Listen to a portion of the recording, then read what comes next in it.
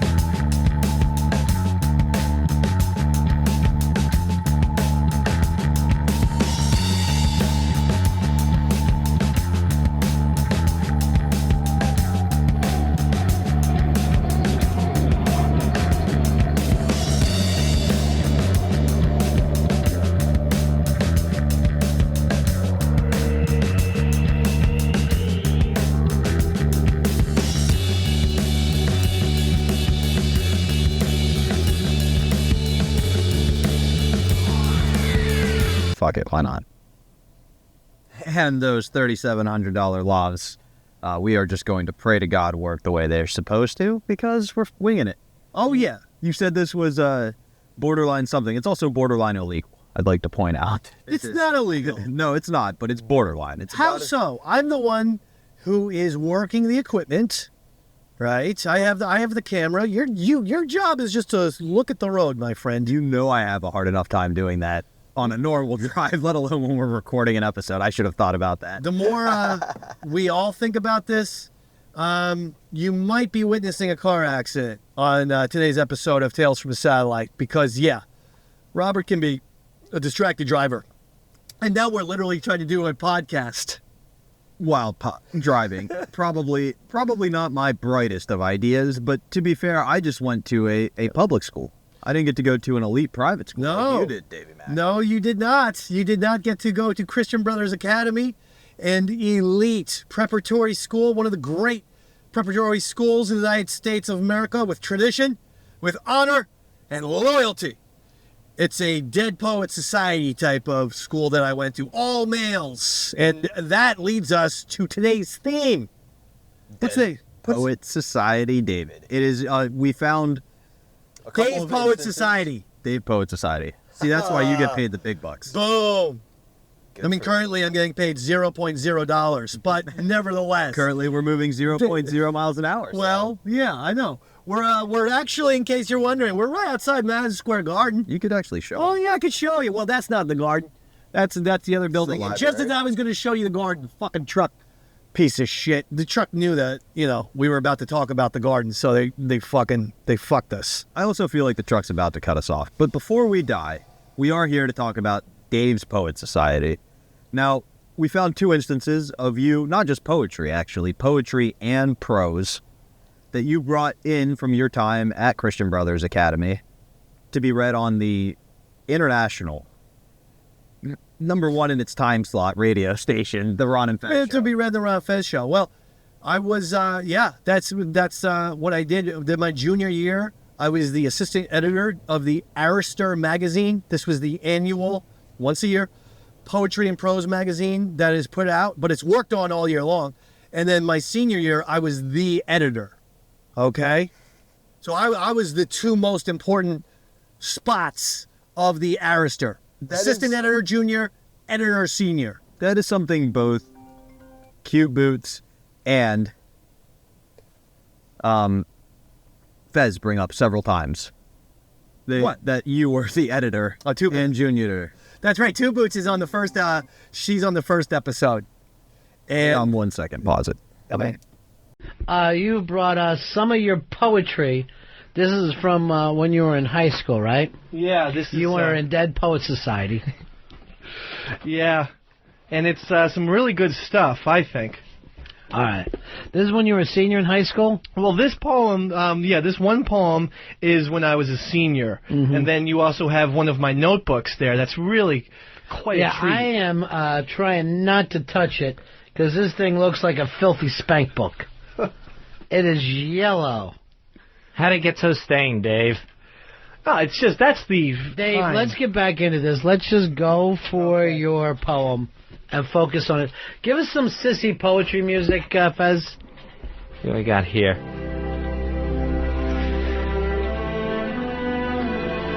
The Blues Setting, a poem by David MacDonald.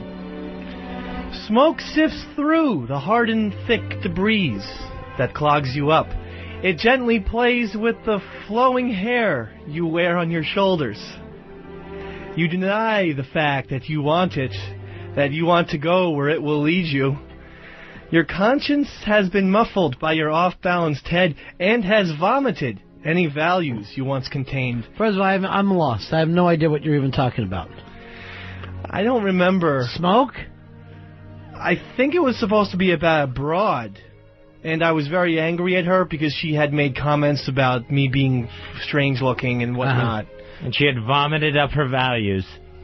Yeah, it's a very angry, teenage angst poem. All right, so gotta get back into it. You speak to yourself out of spite for loneliness and promise yourself grudgingly that soon you will board the path. Mixed feelings have always dulled your savage strengths, and you decide to collect half of your opinions, half of your brain, half of yourself, and burn them next to a pile of sweated butchers before falling acutely asleep. All right, hold on. This is a poem, right? Yeah. When's the rhyming start? When are we going to get some rhyming here? You want me to choose a different poem? This one's really terrible. That rhymes. Yeah. Something in English. This one's called The Distasteful Gentleman. I wrote this 3 years earlier. I wasn't quite the skilled poet I was in that poem. Hello, Mr. Squirrel. I hope you're not in any ruts. But tell me, Mr. Squirrel, where do you keep your nuts? This is a poem, by the way. Yeah, we got it. Hello there, old man, with your hair club for men foam. Is that your balding head or the Houston Astrodome? Hello there, chubby boy, in your blissful state of mirth. Tell me, are you just big-boned, or did Shamu give birth? And that's called Distasteful Gentleman. This next one, that is also a rhymer, I believe, in AAAA scheme. Every line rhymes, in other words, Mr. B. And this one's called Sunglasses at Night. I was unaware. Oh, wait, I heard this one. This is really, this was big in the 80s. I was unaware at the time that there was also a song, a hit song from the 1980s that was called Sunglasses at Night. My poem is much different. Okay. We wear sunglasses at night. It may not be that bright. There may not even be any light, but we wear sunglasses at night. We don't even care if it's dark. We like to hear the doggy go bark. We like to scare little children in the park, and we wear sunglasses at night. I love this poem of yours.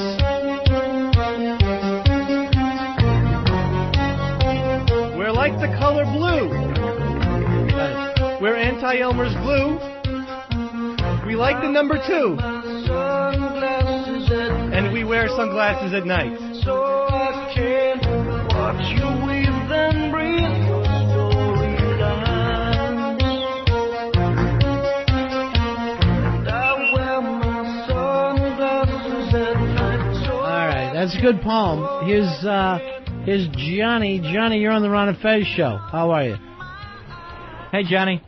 Hey, Yeah. what the heck is this Dave's poetry stuff? What are you guys going Brokeback Mountain on me now? We're going. Bro, I don't know whether you've ever heard us before.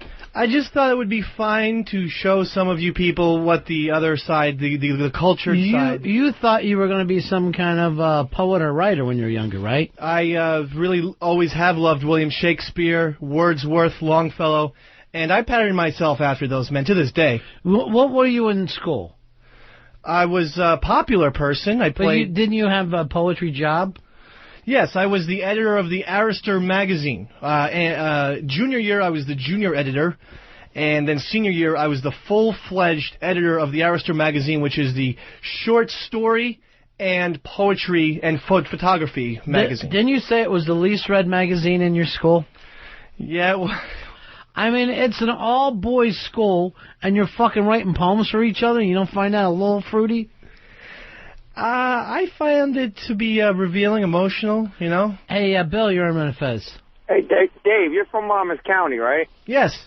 I'm embarrassed for you, bro. I'm Thank really embarrassed. That's horrible. You seem like an all right guy, but I'm embarrassed for that poetry. You do seem like the least Jersey guy from Jersey. I'll give you that. What part of my poetry didn't you like? I mean, the rhyme scheme was there in the second poem, and... I read the first poem, just the first. Just give us what you feel like is the meat of it. The first poem? Mm-hmm. I'll give you the very last part. All right, good. You utter your contrition through compact teeth and decide. The haze was well in its intentions, destroying in its actions. You kissed your finger gently, swiftly, and descend through the smoke. You don't even know what it means, though, right? No, I haven't a clue, actually. I was taking lots of acid at the time. No, if you took some acid, it would be somewhat interesting. That thing stinks. You can't tell a thing of what you're talking about. And we are back. The beauty about poetry and prose is you can write it without any technology at all.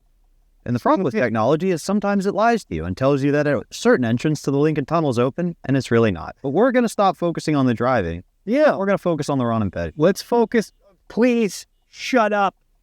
That is, we're not going to focus on the driving. Literally, the guy starts honking as we his say. fucking horn.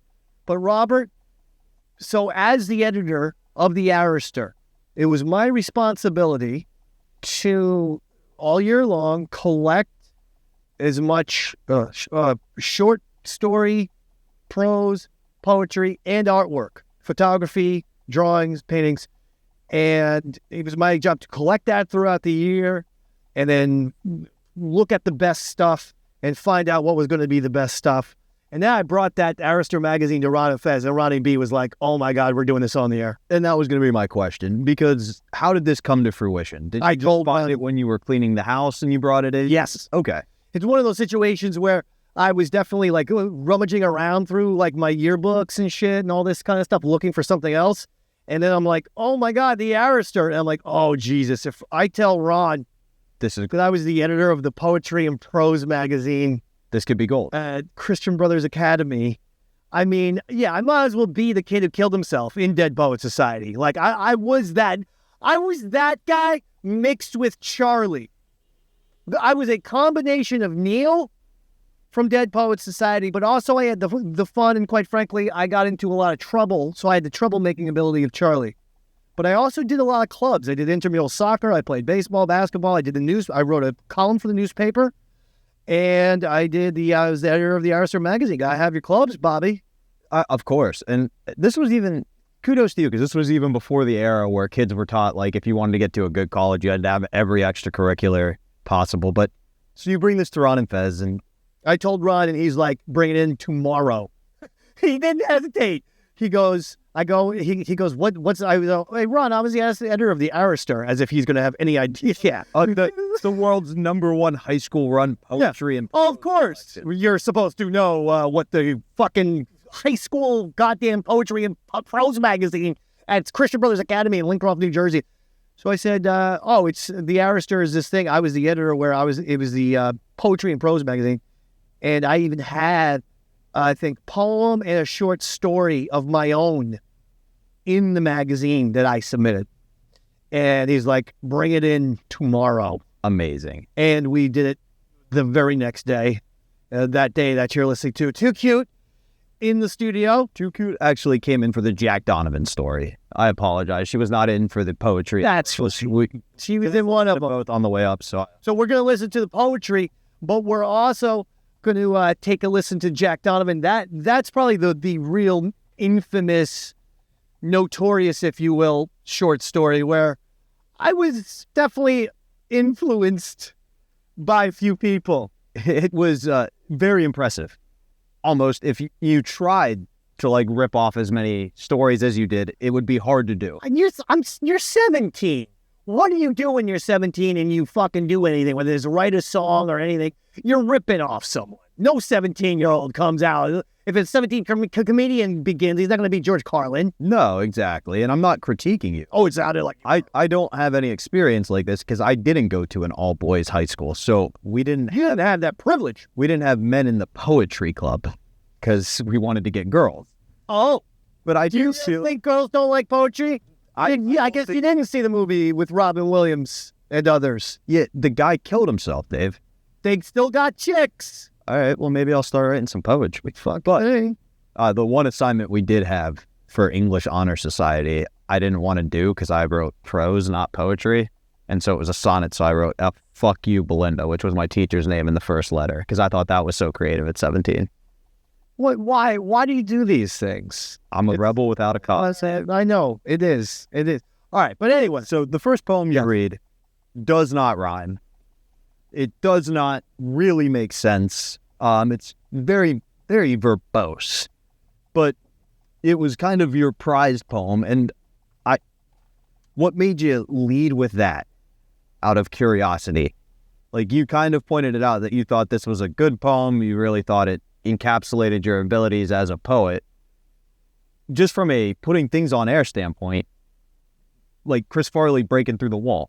You know what I mean? Don't you want to ramp up to your A game? No, I wanted to show my best to some of my... Well, I thought Jack Donovan, I guess, was the headliner, so that's why I saved it for last. But I actually was proud of the poetry that I put in the Arrester. I mean, that's why it was published. It was not well received. It shouldn't have been. It should not have been. And I'm not trying to be a jerk, but the first poem was like, Mr. Squirrel, where's your nut? Mr. Squirrel, where's your hut? Balding head, Astrodome. It was not surreal. Jesus Christ. Did anyone ever hear of fucking William F. Burroughs? For shit's sake. I was doing I was a Beat Generation guy. Yeah. I was heavily influenced by Kerouac and William H. Burroughs and people of that nature. Fair. You do say at one point your influences were... And Hunter S. Thompson. Edgar Allan Poe. Oh, definitely Edgar Allan Poe. God, I love him. Hemingway. Absolutely loved Ernest Hemingway. And then... Scott Fitzgerald? Nope. I'm going to tell you that... Oh, J.D. Salinger. You know it here. You did not on the show. You went the dude who wrote Catcher in the Rye.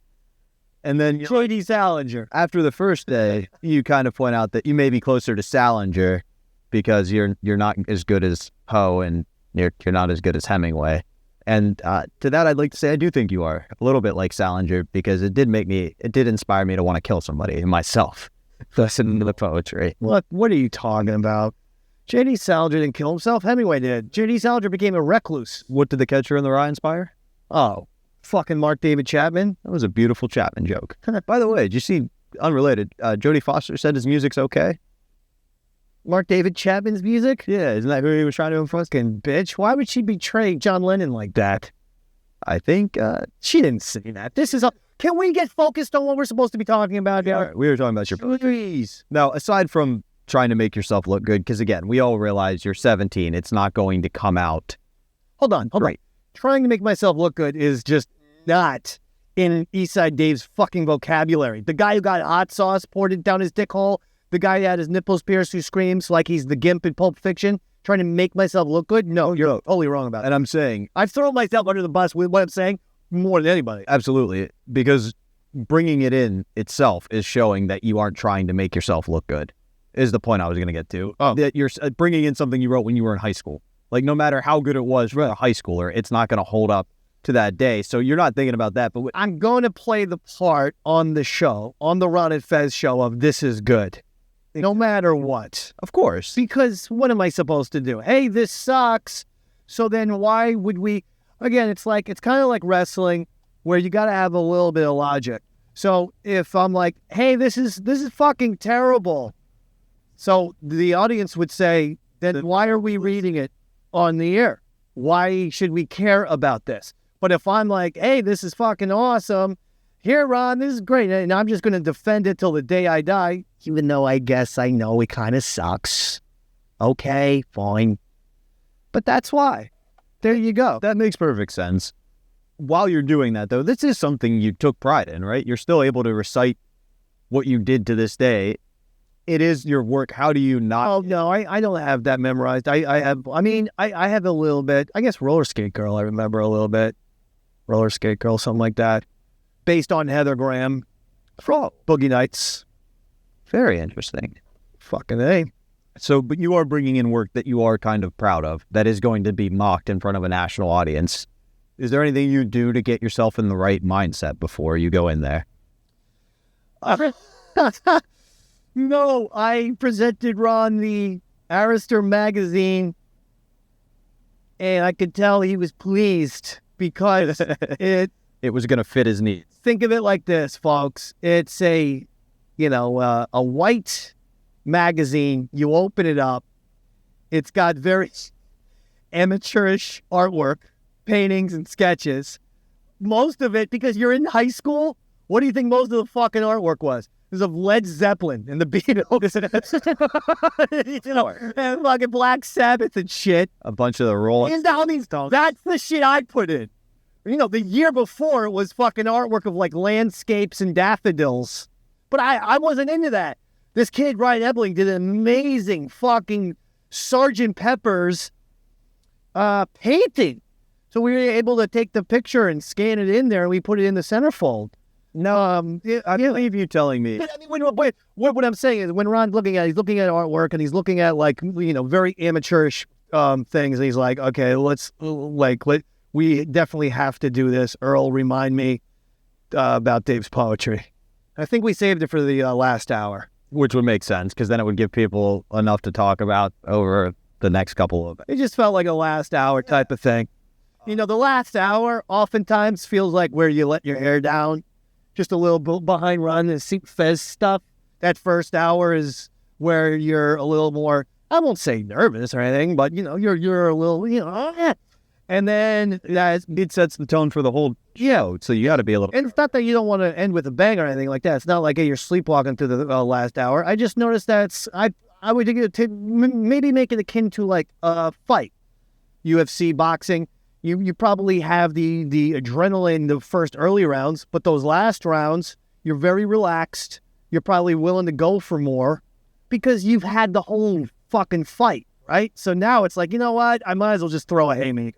Which is interesting, because I was going to say, it seems like a lot of the most memorable things happen as you're hearing that Satellite of Love start to... Well, that's what makes sense. You're a little looser. Maybe there's a little something to the third hour theory here by the Dave Man. And we're in the Lincoln Tunnel. We are right now. This is amazing, this technology thing. And while we're in the Lincoln Tunnel, let's talk a little bit more about the show. So you bring this stuff in. You've picked a couple, or did you let Ron pick a couple out? No, I had 2 poems and 1 short... 2 poems or 1 poem? Either way, I had either 1 or 2... Oh, two poems and a short story. So that makes sense. Okay. So Ron read all of my work, and basically is what that makes perfect sense. I can't put I probably overdid it with putting 3 things in. I probably should have... Excuse me. I probably should have put in Jack Donovan and only Jack Donovan. I probably should not have put in the poetry upon retrospect. It's very mockable. It's terrible poetry. I don't know why I thought it was good. It's fucking awful. Hey, by the way, another person I was into was Charles Bukowski, and maybe that's who I was influenced with those poems, because they're terrible, and they're... Not that Charles Bukowski's terrible, but they're very simple, like Bukowski was with his... Well, so the first one you attempt to read, like I said, doesn't rhyme at all. It's poetry in the sense that it's set up in a sonnet form, but it's got this flowery, ridiculous language. It really feels like a kid with a thesaurus. And it doesn't work because you're reading poetry on air. You can't be like, no, guys, this is poetry. See, it got iambic. So you needed an AABB rhyme, and they found a poem you wrote, you said as a freshman, which like that's the one with the squirrels and the nuts rhyming and things like that. But Right. it was bad enough that it got the ball rolling in a good way. And as you see something like that happen on the show, how do you know, okay, we roll with those momentum? How do you sustain what you've got there without like just burning it all right away? All right, let's read the next story. Like, how do you break it up and slow it down enough to kind of, make it a thing? Well, I think Ron is, he's just going to tear it apart. I mean, it's a very, tear apart worthy type of literature. It's really poorly written. And so, basically it's here it is, and I'm going to get crucified now. So that's something good. So basically, you realize you're going to get roasted. If you have an ego and you're insecure and you want to be the cool guy of the Ron and Fez show, then, you're out of luck. You're pitching in the home run derby at this point. You're there to just make everybody else have a good time. That's a good analogy. Thank you. For a change. For once. Yeah. I mean, usually you do Kobe Bryant or Michael Jordan, it never works, or you have other analogies A lot of that are pure garbage. Yeah. But that one's good. Thank you. Now, maybe it's because we're talking about poetry and Maybe it's the driving. got me going. Maybe it's the driving that's getting me out of my own head. I mean, there's no way it's going to work on a technological level. We'll see what happens. We will see what happens, as the kids say. But I'm at least having fun. And in all honesty, it's a nice change of pace from the 8 songs we play when we go home, which I do like, that Gordon Lightfoot. I'll tell you this, you've gotten me into feeling good, very good about. I look forward to Jim Croce and Gordon Lightfoot now. Well, and I, I'm more of a Warren Zevon.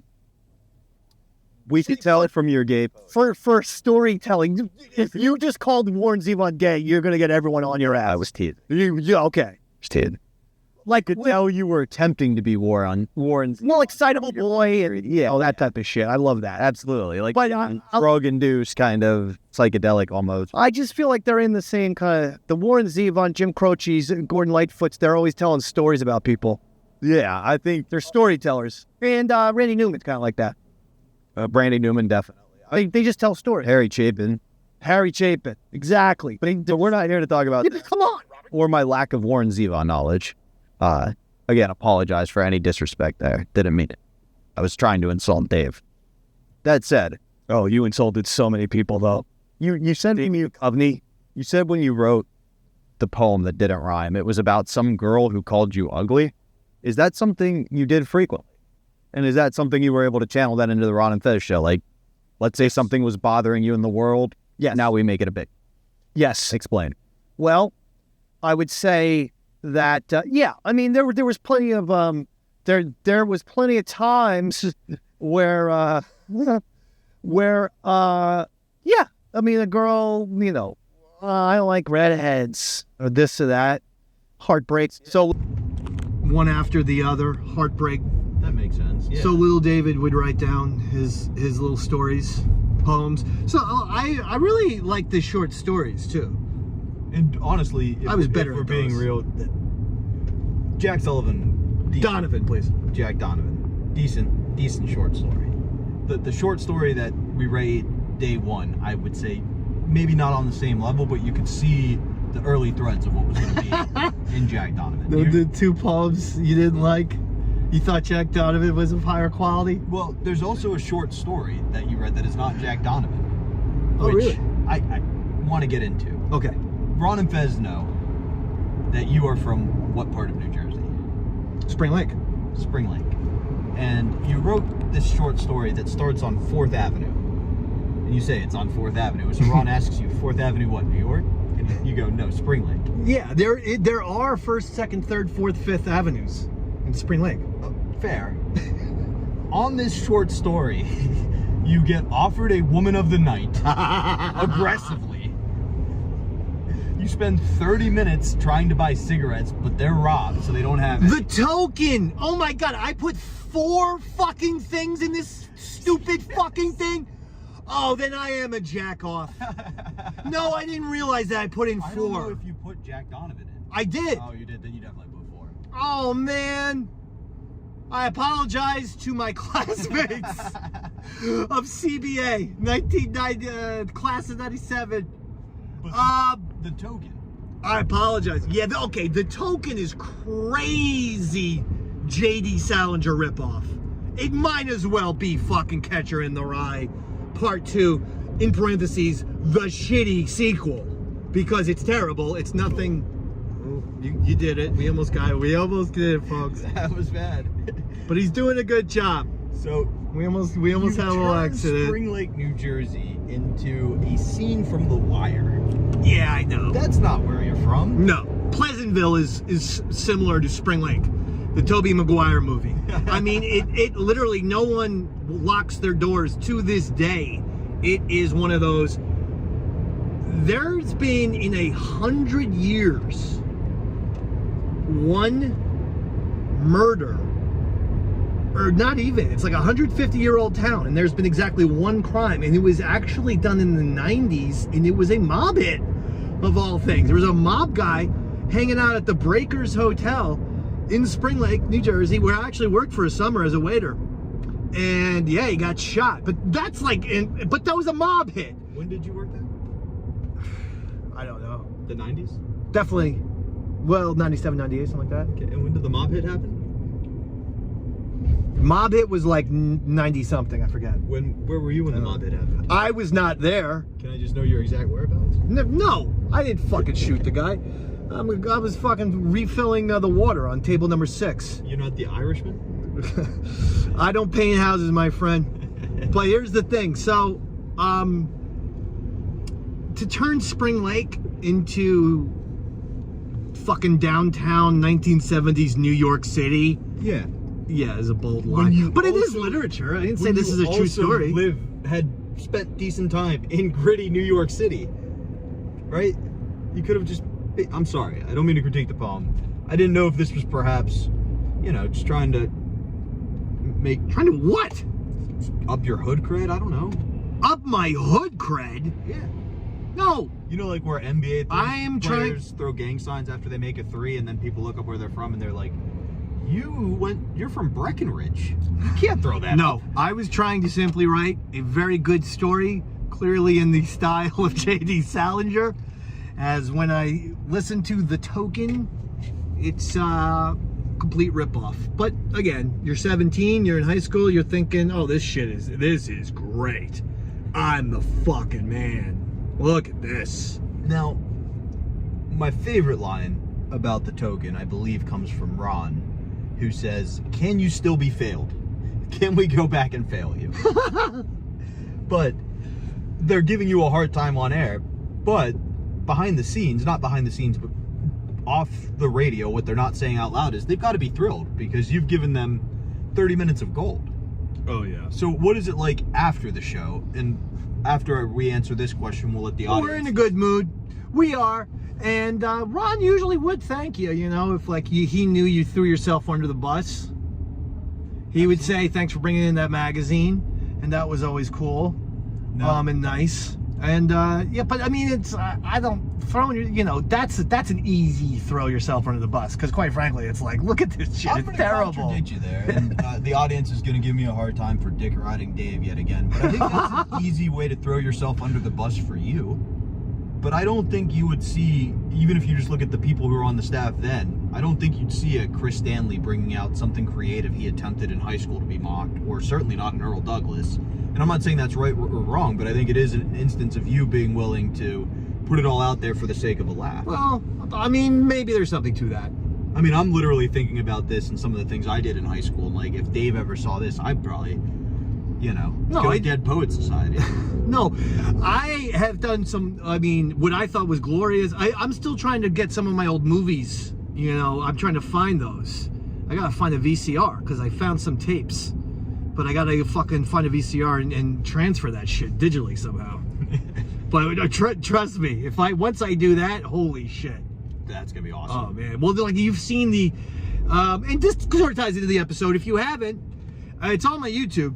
But I found the VHS tape of me and my friends when we were 14 years old, 8th grade, doing Friday night fights. We'd go into my friend Pat's house, in his garage and set up boxing matches, and guess who was the announcer? Me. And I put the whole thing, it's like a 45-minute fucking thing, because it's complete with not just match fights, but you also get commercials. Oh, you get me doing commercials for Sam Adams for some reason, Okay. even though I'm 14. I don't know why I'm doing beer commercials. Probably because you were drinking. But it's really good. So that was a good one. My writing, so I would say my movies and shit, I'm probably more proud of. Looking back at my writing, not so much. Like, for instance, I have this one poem which was has been hung up in the house. Oh, God. It's called The Stages of Life. I wrote it in high school, same high school. Okay. My English teacher gave me an A+. I have to tell you, when I see it, I get fucking nauseous. I get sick to my stomach because it's so... It just is everything I hate about poetry. I don't know. I just hate it. And yet it got an A+ because I'm like fucking talking about the stages of life in ABAB poetry. And my teacher, Mr. Noonan, said this is the best poem he's ever read by a student. And that's the truth. And he thought I was going to be some kind of writing guy. He's like, David, you're a very special writer. I'm like, no, I'm not, Mr. Noonan. Did you read the token? Holy shit. I had to do write a poem once, or recite like something like that. I just did Harry Chapin all my life's circle, sunrise, and then there's sundown. The moon rolls through the nighttime, and just felt like I was coming on. You know. Whoa. We're good, buddy. we got the. Anyway, we're gonna let the audience listen to some of your work, and we'll be right back after this from the Ron and Fez Show and from the Arrester magazine. Hit it. Steve, you're on Ron and Fez. Hey, we found a good thing about his poetry. Yeah. It makes his ventriloquism sound great. You've tried so many things in your life. Poetry, ventriloquism, JV baseball. None of it ever works out for you. They don't seem to stick, but I give it a go. You've written a short story for us, huh? This was written in the same year that I wrote the thing. That I wrote my poem. Yeah. And this one's called The Token. I'll just give you little excerpts of it. Sure. Okay. I walk along 4th Avenue.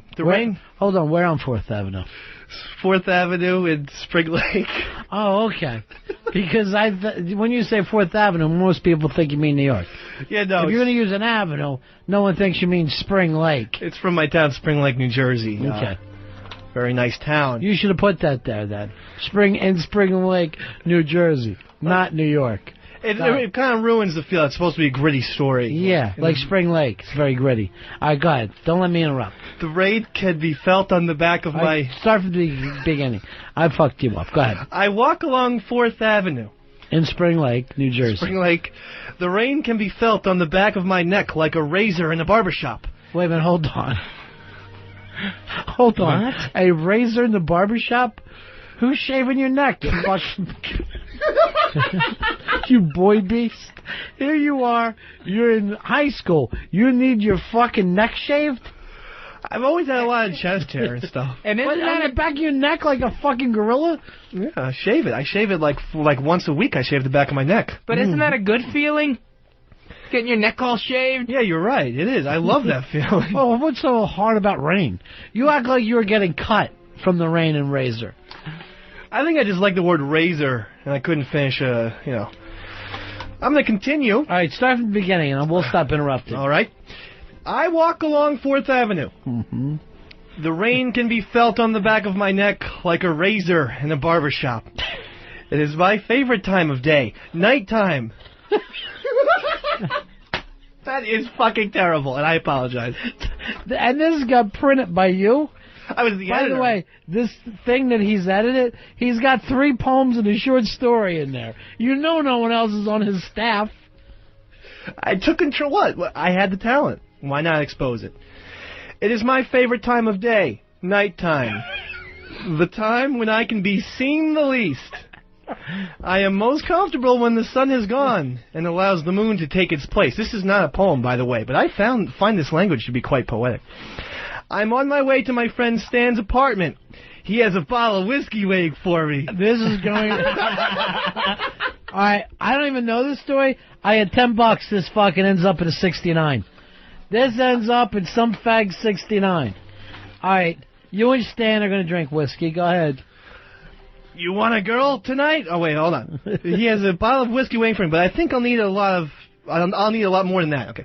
Ew. You want a girl tonight? Asks a man who has come out of the darkness. He is pale, short, fat, and has dirty stubble on his chin and cheeks. He is wearing a tan trench coat and is struggling to keep up with me as he waits for my answer. That was actually based on a true incident that happened to me in London. What about Spring Lake? I'm making Spring Lake. I'm making the town, the universal town of struggles and Well, dreams. was there a lot of hooers and pimps in Spring Lake? No, there wasn't. Not a one. As you're walking for a bottle of whiskey, but it's going to take more than that. But that happened. Hey, you, clean neck. Want a girl? Go ahead, clean neck. Don't listen to him. No, I say, as I maintain my pace. I'm a homo. Let me know when you have dick. That's not the next line. Go ahead, though. I was just trying to guess. I have to go somewhere. I have to go somewhere. Oh, come on, says the man with a sly smile. The room and the girls are right upstairs. You can be in and out in just a few minutes. You get that little, you can be in and out? Yeah. Huh. I thought that was a little of the old in and out. It's a fucking actual British phrase. Yeah, I thought that was kind of witty because it was like a double entendre. Yeah, but somebody else did it, not you. Well, sorry, I say as I continue down the sidewalk. The plump man stops following me as he realizes it is pointless. I don't know why I constantly take the same route to Stan's apartment. It's always like the same. It's always like the same. You're an editor.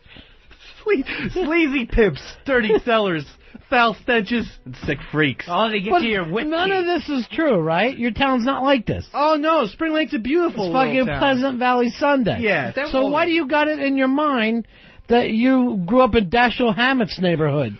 Well, like I said, it happened. That little excerpt happened to me in London, and I'm trying to make maybe... Well, then why is this on Springfield's beautiful 4th Avenue, not foggy old London town? Go ahead. That's a good point, actually. I come up to a local convenience store, which 7-Eleven. Which always understocks in cigarettes and overstocks in diapers. Sorry, we're out of smokes. Can I get you a pimp? Go ahead. Most people here don't need diapers for their children. They need things a tad more important, like food. So now I'm taking out world hunger, just so you know, and low economic backgrounds. Can you still fail? Because this is awful. I go into the store. A bald, elderly man with round spectacles on the top of his nose, wearing a short-sleeved white button-down T-shirt, sees me enter the store. What a run-on sentence that was. He immediately puts down the newspaper that he was reading and jumps off his dark green stool. Oh, I can see it. Dark green. His eyeballs grow larger and his body gets shaky. His alertness is the kind that comes with bad experience, says the owner of a convenience store on 4th Avenue. Suddenly I've made him like into a fucking taxi driver. Someone's here! Go ahead. Can I help you? He states rather than asks. Pack of... Oh, I don't know what... Okay, so I guess he says it like this. Can I help you? He states rather than asks. Pack of... No question, no matter what. Pack of Camels, I say. Of course. He takes down a pack from overhead and slides it across the counter to me in one fluid motion. $2.20, he says. I guess these were cigarettes from the 1930s. Yeah, $2.20? I don't know when you were buying them, when you got out of school, but it was a while ago. I don't think I smoked back then. I pick up the pack and inspect it. I pick up the pack and I inspect it. These are light, I say to him. I wanted regulars. I put the pack down the counter and slide it back to him. He picks it up and it's an original position. He scans the entire cigarette display. I just don't see Camel regular, he says. Just give me a packet of wides, then, I say. He locates a pack of Camel wides. $2.30, he says. $2.30, I ask. It was $2.20 before. But we're bartering now. But these are wides, I say. I know that. That's why they're called Camel wides. What's your point? They are $2.30. Camel wides. Pay the motherfucker. Pay the motherfucker. Is this all the story's about? Do you ever make it to stands? I didn't realize that went on so long. Camel wides and Camel lights usually cost the same price, I inform him. Why are you charging me extra? I'm not charging you extra, he says. Camel wides are wider. 10 cents more. I do not feel like quarreling the entire night with the man, so I give him $3. Too late. He rings it up and hands me the change. Oh, I'd like one of these individual Reese's Pieces Buttercups, too. You're lying. That's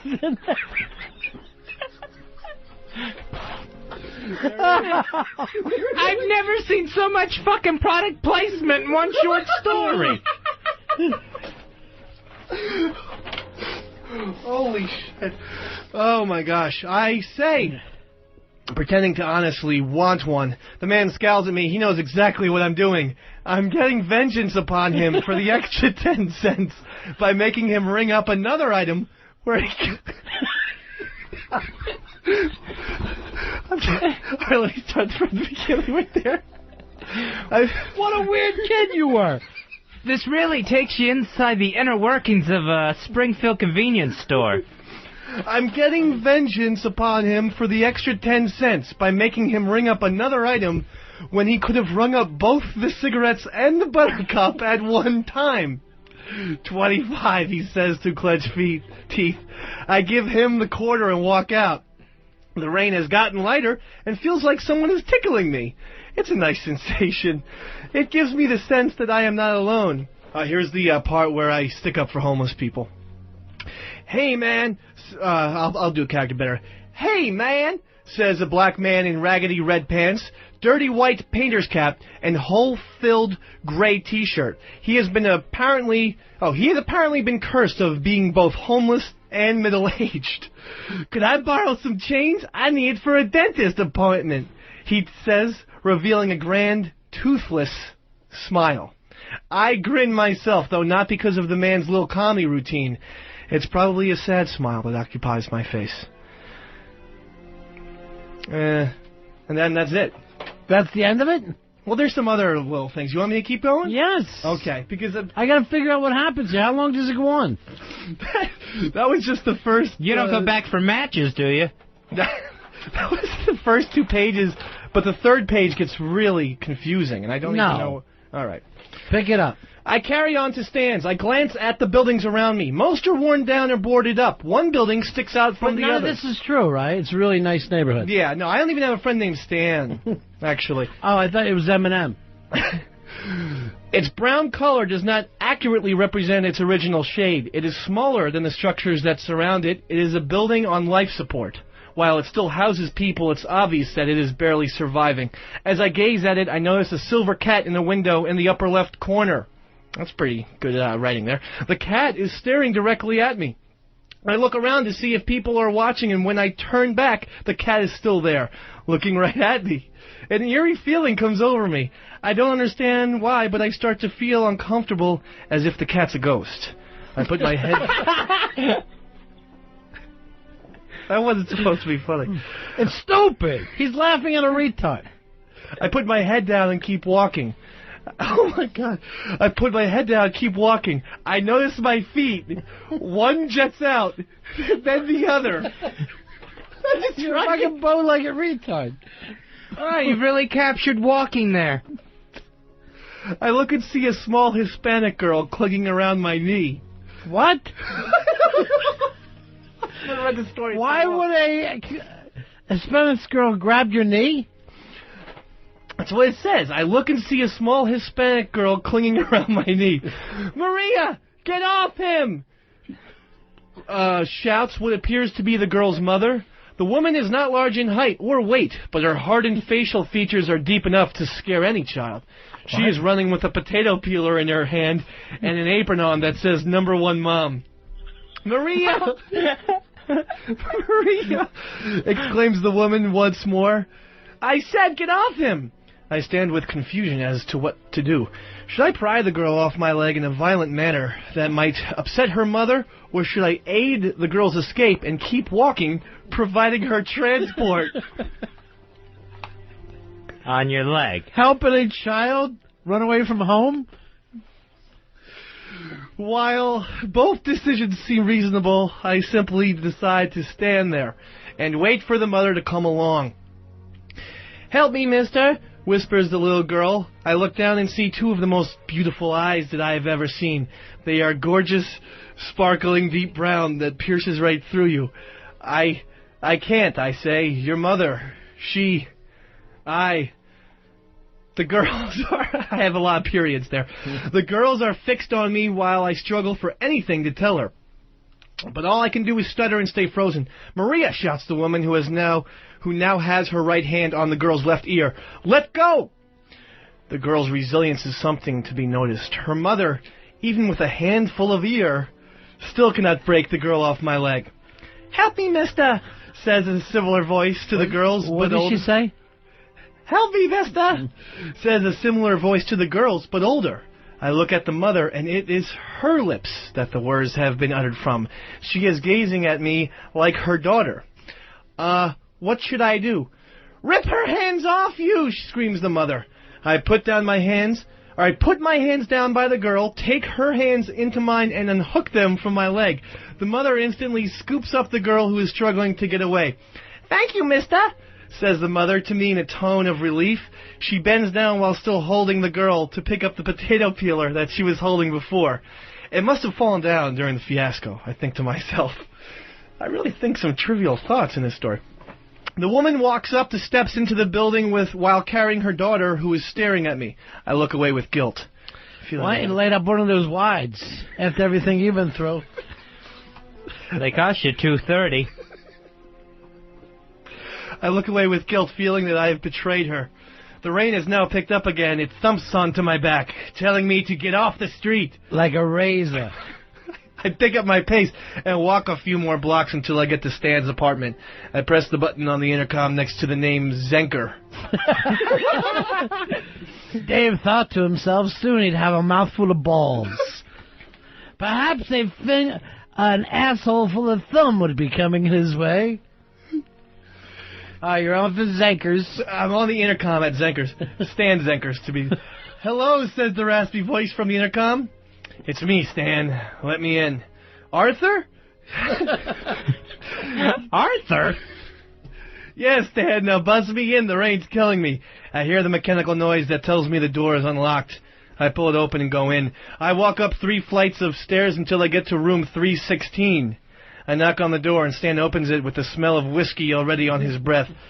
Arthur, he shouts merrily, come in. I enter, take off my wet jacket, and place it on a chair. How is it out there, says Stan. I assume he is talking about the weather. Same as usual, I say. The end. I've never shouted merrily before. Arthur! Where'd you get the wides? Oh, God, that was awful. Now, you didn't have any teachers to tell you that you were a terrible writer? No, they all actually encouraged me. That's the strange thing. I mean, I understand what you're saying. I thought some of that was actually well written. The part with the camel wides definitely needs to go. You're so nutty because you just throw in just colors for no reason. Here's what you got to understand. What was that story about? I think I was trying to say, like, race or homeless people. We should be nicer to them or something. But you weren't nice to anybody. You just wanted to get on and drink whiskey with fucking Stan. What was his name? Zenker. Stan Zenker. You and an Amish man were having whiskey together at the end of the night. Well, I mean me individually. We as a society need to help out people who are poor. I guess this is what the story was about. You know. Maybe I didn't present it as well as I could have. It was just terrible. Lou, you're on Run Fez. All right, Dave, I got to call Bravo Sierra on you. There's only 2 races in Spring Lake, New Jersey. Irish and more Irish. Yeah. Well, I know. I said it was a composite sketch of London, New York. And Spring Lake? Why wouldn't you use one of those larger cities that you've been to? You could have just lied and said you were in Asbury Park. Right. Why do you have to bring out Pleasant Valley Sunday as your fucking town where all this stuff is taking place? He didn't mention that Maria's last name was O'Toole. This was sent to me. If you have 10 monkeys banging out randomly on typewriters, they will eventually type the works of Eastside Dave in less than 3 minutes. So really, random typing monkeys can come up with the same exact story. No, I disagree with that. This story, believe it or not, took me 6 months to write. I started it in about January, and we graduate in June, and I just got it out on the editor, in the Arrester. I finally got it out in the magazine. Did the Arrester only come out once a year? Once a year, Ron.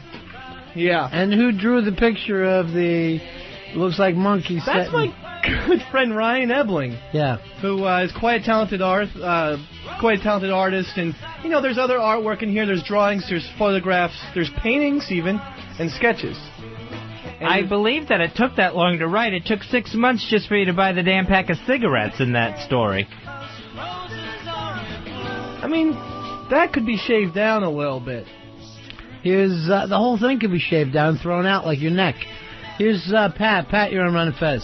Eastside is a schmuck. For his poems, no one gives a fuck. But for certain to listen to this crap today is better than Roberto, the puppet, who sounds gay. Dave's show appearances are always hard. We hope he dies, that ginger tard. Thank you very much. I'm out. Sigel. Now that was pretty good. That was a poem. He used ABAB structure, which is the first line rhymes with the third and the second the fourth. That was quite a good poem, mister. Do you think he could get in the 2006 Arrester? If he keeps trying. Keep on writing. Eric, you're on Run Fez.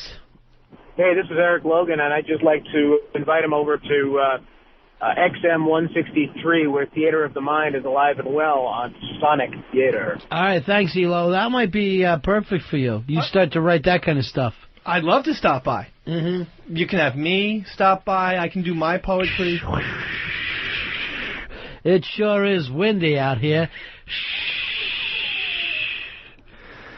Well, I believe in depicting things very, with lots of details and stuff. So the green stool, as opposed to the stool. As I walk through the Chinese area of Spring Lake, they tried to sell me opium.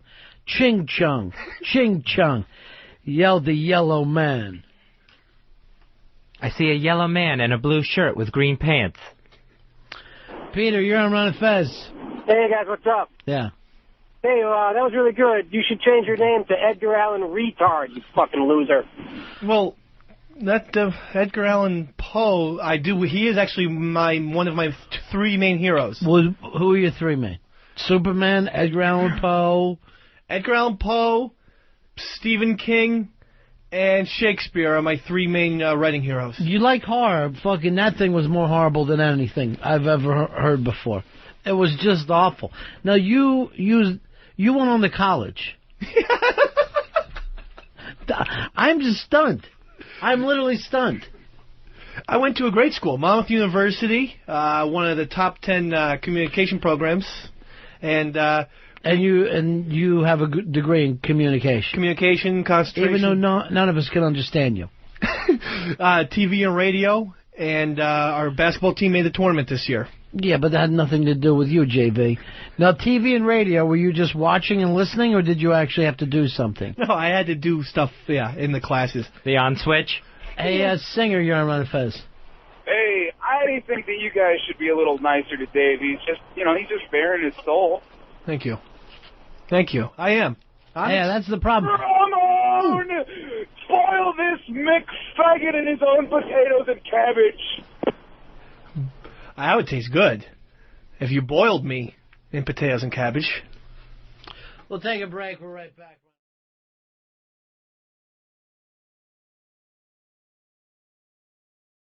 And we're back. We're back, and we are in the Garden State that somehow smells like manure. That is not because of New Jersey. And I have stated this many, many times, and I'm going to state it again right now. The reason why, when you get between exit 16 and 14, really 13, on the New Jersey Turnpike, and why it stinks so much, everyone associates that with New Jersey. It's not. It's the fact that they have a fucking garbage dump in Staten Island, New York City, folks. Isn't all of Staten Island? On the South Shore, right on the water of Staten Island, they have a garbage dump the size of Disney World, and the fucking trash aroma wafts over the Hudson River into New Jersey. So what you're smelling on the turnpike ain't Jersey, it's New York. And that's a fucking fact, dog. What you're smelling right here, this ain't Jersey. We're the Garden State, baby. Okay, we have gardens here. We have roses and nice-smelling fucking plants. We don't have garbage wafts. That's Staten Island. That's New York. You know what, Davey? I know you like to think your shit don't stink, but if you lean a little closer, roses really smell like poo, poo, poo. All right. That's the Outcast. And they are much better poets than either you or I, and especially if we combined our efforts. Now, poetry, I would say, perhaps not your strong suit. Now, I will say, I think if you wanted to do like a Bob Dylan type thing, where you put some of your poetry to music, that might be something people would enjoy a little more. What do you think about that? I mean, that's, guys with ears. I did have a hit with Bunsen. Bunsen. And Bunsen, I saw you walking. I saw you talking to Mrs. Nanny. You said, and the girl sleep over tonight. Yeah. Let's not forget probably your biggest commercial hit of all time. It's Giants time in the Super Bowl. Eli Manning and Antrell Rowe gonna win. Yeah, dominate, baby. Gonna fuck the shit out of Tom Brady. Tickle me elbow, no tackle me. Ose, Belichick ready or pussy and pussy. Giants can't fear. Eli's back, kidding on your boat. That's the death metal version. I like it. Really, Tom Brady. All right, I got a little crazy with the fun and the singing. We did discuss a little bit the token beforehand, but we see some kind of running themes throughout the token. That there's a little Mexican girl that needs you to save her, and you can't save her or her mom. A lot of the twists and turns. I mean, I know the part you're talking about in the token, and it to me just feels like I fucking watched a Batman movie. That's okay. It just felt like, yeah, like I see that. Trust me, every single one of my influences of everything is obviously coming through me at the age of 17 in these fucking poems and short stories. Because it's just, why wouldn't it? That's how you develop yourself. That right. My brain's still developing. The doctors tell me. They say my brain still hasn't fully developed, They say one day it'll be fully developed, though. So I'm waiting for that day to happen. Anything else? You and me both. Yes. So, as we discussed, you get into the token a little bit. We have some themes there, like larger than life. It doesn't, as you point out, if you go through what was popular in pop culture at that time, what you were into, you can kind of see where you get it all from. Yes, the show ends. You've had a great day. Who has the idea? No, we've got to do Jack Donovan.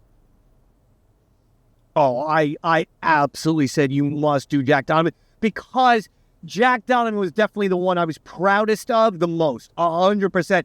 I legitimately thought, this is it. I love Quentin Tarantino. I love J.D. Salinger. There's a combination of both. I'm the first person ever in the history of the world to combine those two motherfuckers. And it just came out in Jack Donovan. I really thought I accomplished something with that short story. And then I'm like, oh my God. Before we get into it, the Ron and Fez part, just tell us a little bit of your backstory and how you came up with this Jack Donovan plot. Now, we hear several elements throughout. One point, your defense for a lot of A lot of the critique is I was on a ton of LSD at the time. Well, that's true. I did a lot. Says, no, you weren't. Because if you weren't, it would sound better than this. But you say you were, and I believe that. Like, was this a psychedelic experience? You know, I had the friends. No, I didn't write on acid, but definitely was doing acid like my junior and senior high school. I did it a lot, like almost every weekend or every other weekend. That is the one thing parents don't realize about Catholic and Christian high schools is they're like, oh, we'll get our card out of the street. It's just drugs. But then when you go to the parties, they're like, yeah, it's drugs, not fucking back. Yeah, it's the goddamn fucking 70s New York City club scene. But what was the question? How did you come up with the premise? Oh, well, I mean, I don't know. I just started, right? We heard you started writing in January, and it took you until the end of the year to polish. June. Yeah, I guess so. That was, it was about a 4 or 5 page story, and it took 6 months. So it took a page a month.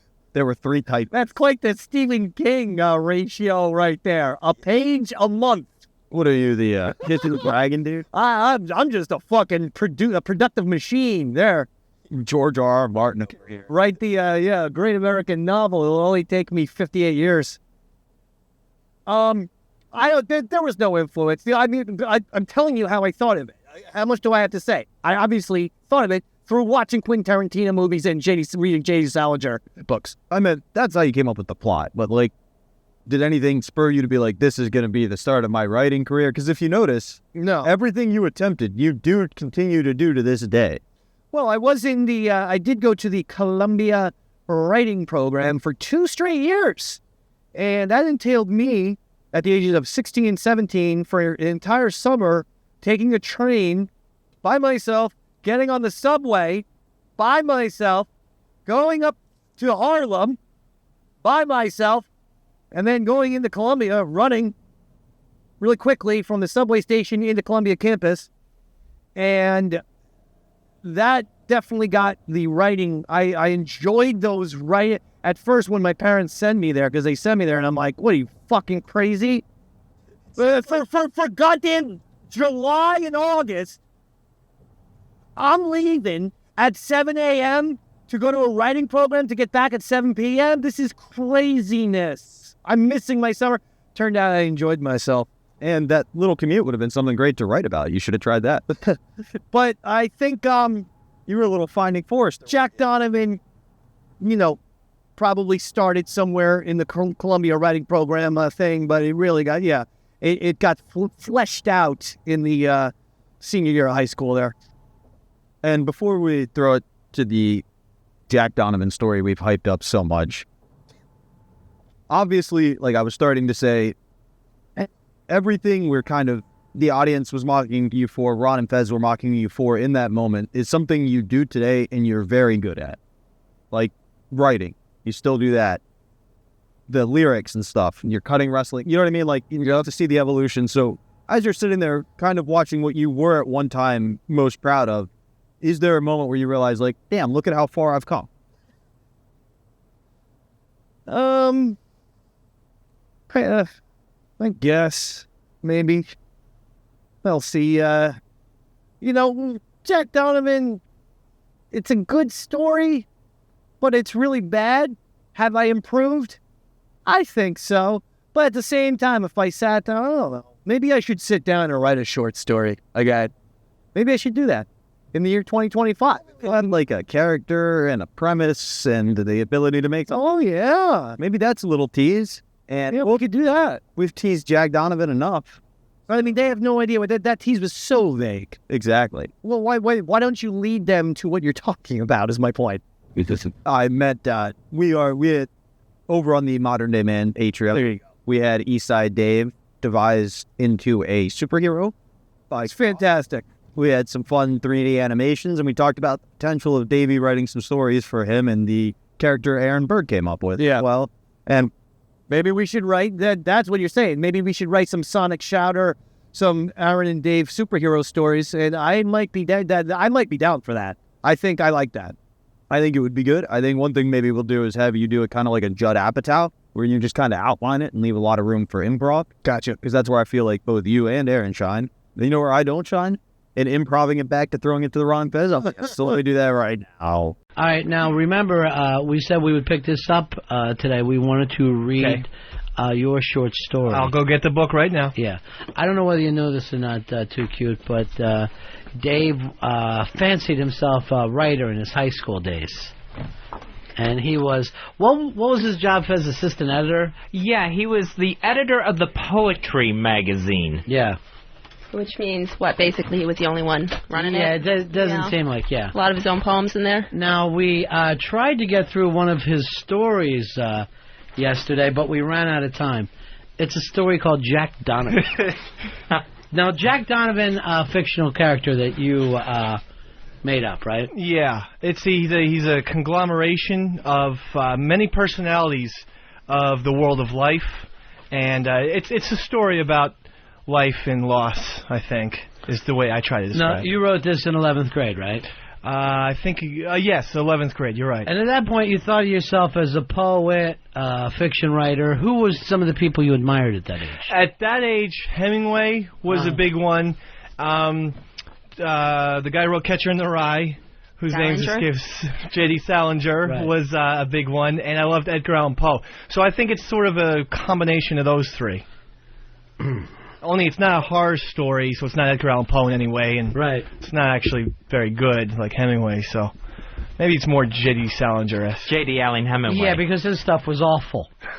All right, here we go. Jack Donovan. There's no justice out there, just mice and raspberry-flavored Pop-Tarts. Jack Donovan. So it starts with a quote. And is this supposed to be like a tough guy quote, Dave? The quote is supposed to be symbolic of the bigger picture, which is Jack Donovan. Okay. Amidst the stories and articles I've written in the past. He starts with a mist, Fez. Amidst the stories and articles I've written in the past, I've never written a biographical story until now. The day the heavens opened, the day Raleigh Valerie tap danced, the day I met Jack Donovan. Jack Donovan, 63-year-old man, rumored to be out of a small town in New Hampshire. A man in my town is a mystery to all who populate it. Yeah. I was walking alone one Saturday evening around 6 after a hard day of yard work, bad barbecuing, and serious wiffle ball playing with some of the cousins. It had been a brutal day. Mosquitoes as relentless as Roger Ebert on a buffet table had ravaged and plundered my skin. Everything from my shins to my nose. They didn't get my ears. I was wearing my ear muffins. Ear muffins.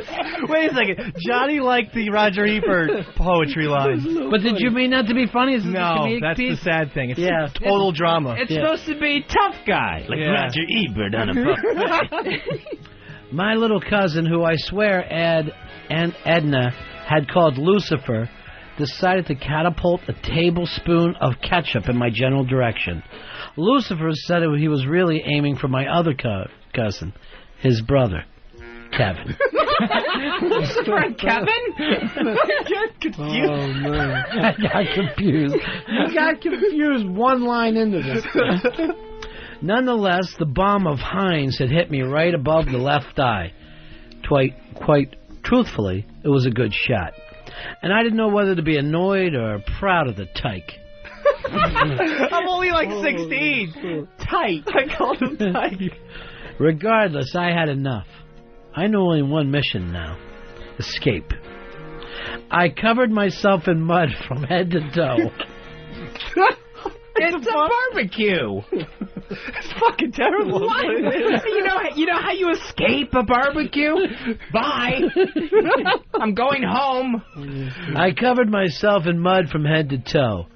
And after stopping first to take out my Uncle Charlie, who was standing post at Seaboard. What? I probably just watched The Great Escape. I was like huge into that movie in high school. I guarantee you that was on my mind. I slipped away like a banana peel on ice. These are the worst fucking analogies I've ever heard. That is really slippery. A banana peel slippery, ice is slippery. You combine them both, it's fucking slippery. The great thing is, like, if you tried to write bad, you couldn't write this bad. Yeah. Like Roger Ebert on a banana peel. Oh, nice. Yes, I was free. I took off the ski mask. That I... Why ear muffins and a ski mask at a fucking barbecue? Yes, I was free. I took off the ski mask that I had mounted on my head before my meeting with River Mud. And chucked it into the bushes. You're seriously insane. River Mud? Is that a Native American guy? No, I actually don't even know what that you means. had mud all over you. You put mud from head to toe. Oh. A couple lines of River Mud. Okay. I couldn't quite... God, it sucks. It's your story. It's terrible. It's fucking insane. Then I ran away from my house. I got about 3 blocks away when I saw him. It was Jack Donovan. He had been living in Spring Lake for 12 years. Give or take an egg. Oh, God. What does that mean, Mike Hammer? Give or take an egg. Well, eggs usually come in dozens. Thought that was pretty clever. Wow. I would never have figured that out. No, that one was completely lost on me. I guess it wasn't that clever. Give or take an egg, but catching a glimpse of him was like catching a glimpse of Halley's Comet. Bigfoot, St. Nick's, and the everlasting, all-powerful being itself all rolled into one. Bigfoot God. I searched for my 007 Spy Tech mini camera that was disguised as a Snickers bar to take a shot at him, but I came up empty. I appreciate the product placement in this. Between the Heinz ketchup and the Snickers bar. Now, this is 100% real, published. Did the kids say anything to you about this? Did anyone say you're a weird guy? My friends seem to like it a lot, so that's why it got published. Sure. You know, it got published because people encouraged me to. But then again, maybe they got a big laugh at it behind my back. I don't know. Damn, I thought, where's Marcus Brody when you need him? The Ed Jones reference. Never mind. Just keep walking. I'm sure he knows I'm on to him. Just stay calm and cool. Hey, boy. Yes, you, boy. Come here. Come here, boy. I ain't gonna bite you. He had spoken. Jack Donovan, rumored to have been the ex-presidential aide. From New Hampshire? Rumored to have been a German war expert. Rumored to have a golden collie named Gus. The worst. Had spoke. What a resume. Did he snap his fingers at you? Not only had he spoken, he had tried to communicate with me. Which is speaking in the human language. This couldn't be happening. It wasn't true. I got something to show you, boy. Come here. I was frightened. Don't get me wrong, this man had more rumors and gossip spreading about him than most movie stars did. More than most members of the British royal family did. Hell, he had more gossip going around than most British royal movies. Oh, what the fuck? Does that include the vicious rumor about him owning a dog? What the fuck? That really mean-spirited gossip? I gotta tell you, that's the first line I actually liked. That was kind of funny on purpose. I think you knew right then you were going for a joke. And most of it was bad. The kind of gossip that actually makes your gums bleed. Ow. Still, I was incredibly interested in him. So I walked up to him on the porch. Now this music doesn't sound so good with the story. Very sexy. Come inside, boy. That's it. Come on. What? I followed him inside. Wait, come inside what? His ass. Oh. Like house. Oh, okay. House. I thought you were fucking. No, I thought it was another metaphor. I thought for sure you were fucking. His dick was as slippery as a banana on ice. And gums are bleeding. Everything is very, very sexual here. This isn't a story. It's a cry for help. Covered in mud. Screaming. Yeah, it's covered in mud. Shit. Bleeding gums. Yeah. I followed him inside. Oh, what was I doing? This was crazier than dressing up as Wilford Brimley at an oatmeal convention. No sense. I was headed for certain doom. Help me, Obi-Wan Kenobi. You're my only help. Oh, God. The Lucasfilm references in this one. Jack Donovan pulled back a purple curtain, revealing dead bodies. No, wait. It wasn't a mass of human corpses after all. That's probably the worst thing you could possibly do as a writer. What's that mean? He revealed dead. No, wait. It wasn't that. No, I was wrong. It was an elaborate setup of oil paintings. And what paintings? Bob Ross never made art like this. Oh. That was your reference to a great artist? No, let me take it all the way through. You got to stay with us. And what paintings? Bob Ross never made art like this, Mommy. Beautiful colors, breathtaking scenery. Why did you say Mommy in there? That's no idea. It's really scary, actually.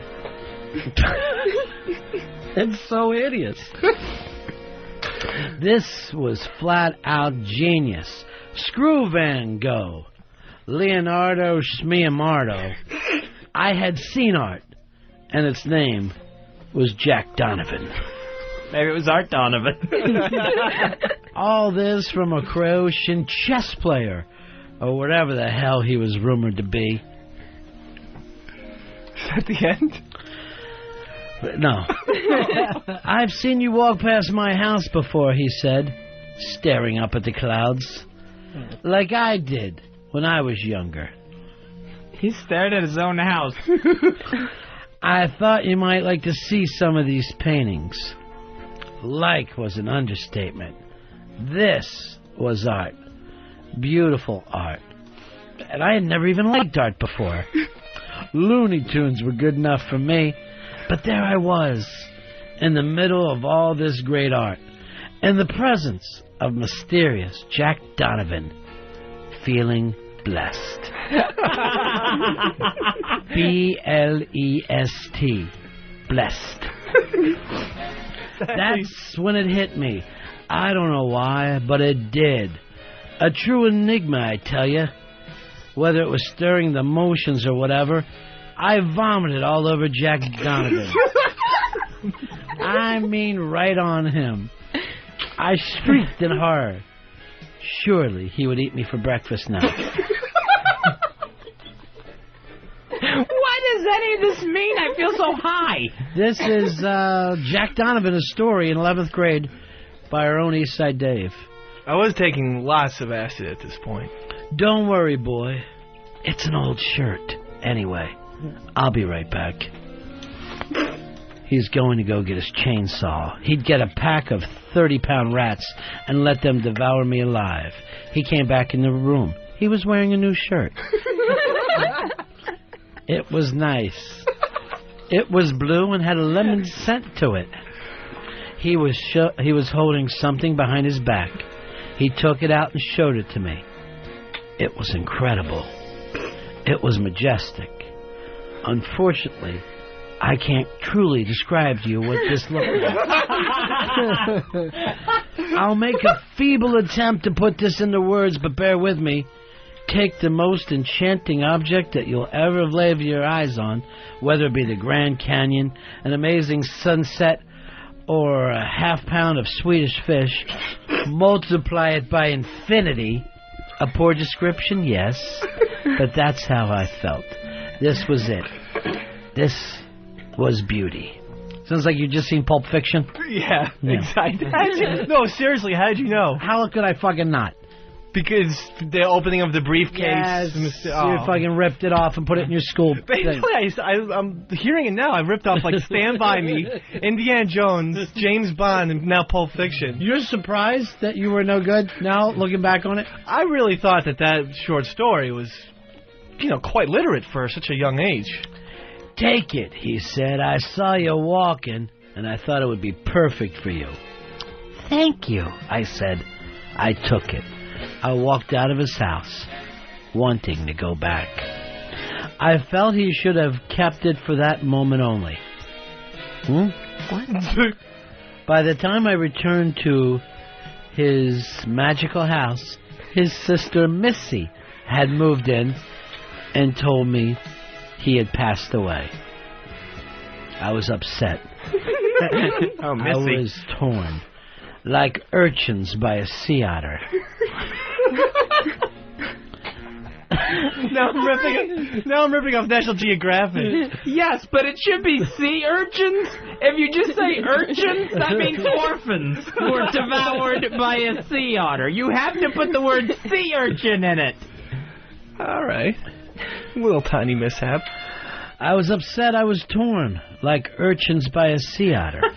But then I remembered what he gave me, what I still hold to this day, and I smiled. And I haven't stopped smiling since.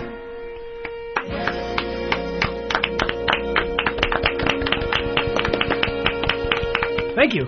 I want to give this to a therapist because something awful happened to you, and you're attempting to tell the world what happened at some man's house. They should call that primal scream. What some man gave you that you can't describe, and yet made you spit back up all over him. And that didn't even make him mad.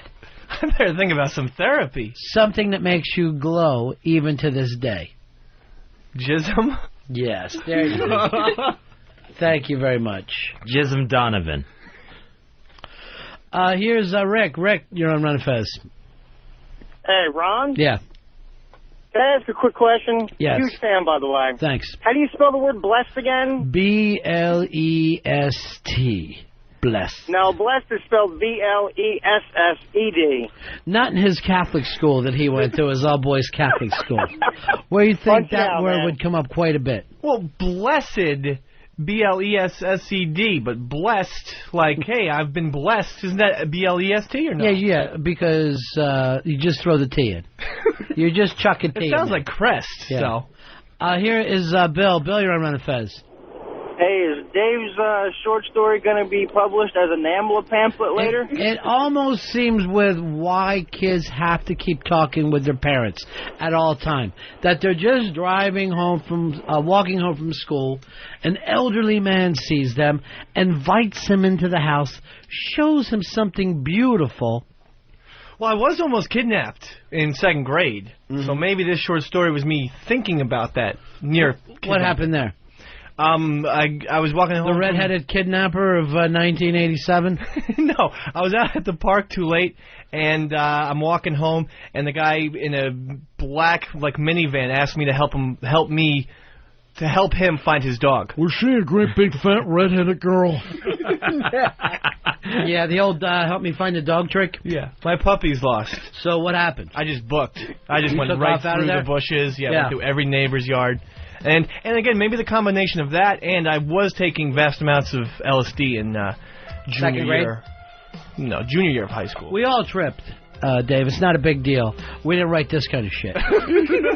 And don't you think, as a writer, wouldn't it have been more exciting, if, let's say, the purple curtain, the large purple drapes, were pulled back, and you thought you saw a row of portraits, and it turned out to be dead bodies?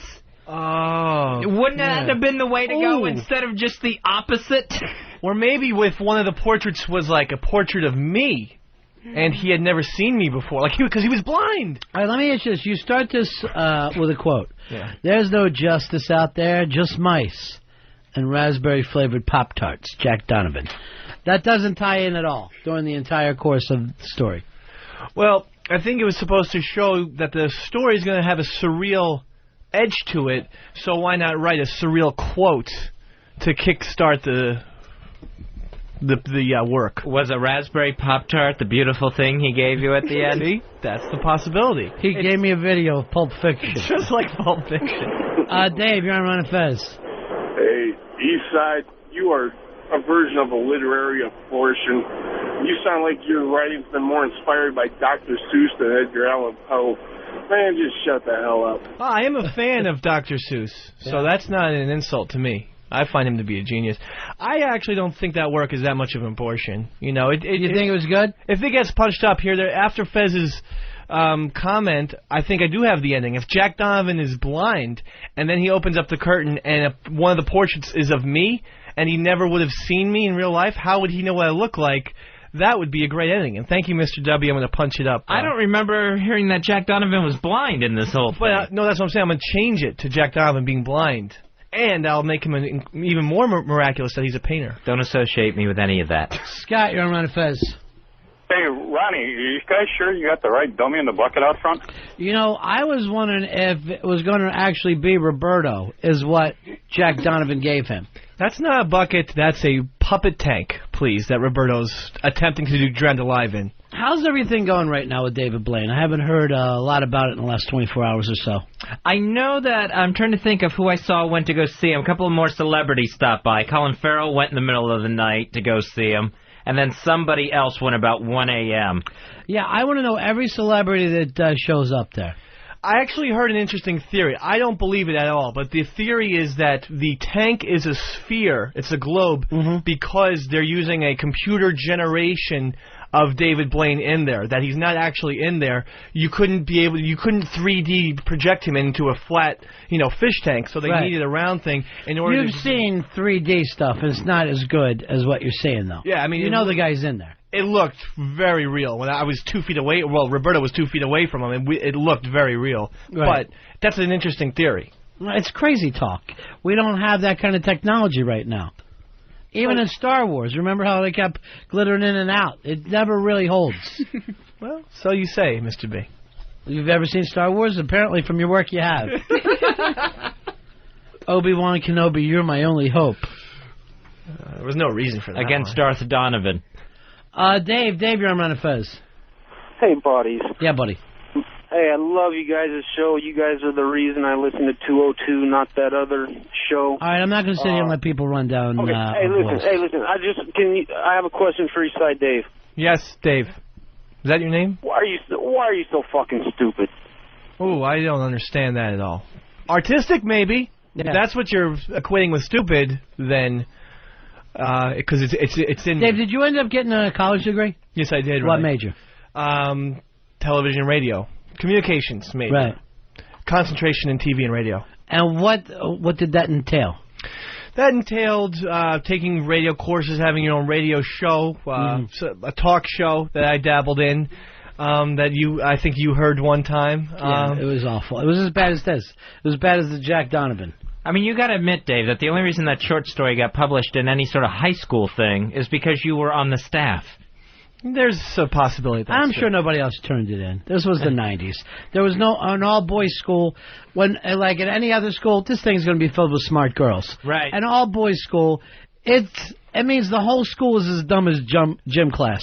Just think of how dumb gym class is, and that's any all-boys school. Yeah, it's pretty much like that. It's kind of like Dead Poets Society, though. I mean, there was a lot of bright people there. I think that work holds up to the other works in the I'm sure it does. Magazine. And you went to a dumb gym class for 4 years. There's no doubt about it. Sean, you're on Run Fez. Gym classes, and that's any all-boys school. Hello? Yeah, buddy. Hey, yeah, I just wanted to say that he should be a fucking poster child for an anti-drug ad. I think that work holds up to them. They're hard on you, Dave. I'm not going to lie to you. The reviews are coming in. They're not as good as we wanted them to be. I wouldn't do drugs anymore. I certainly wouldn't. What's the last time you did any drugs?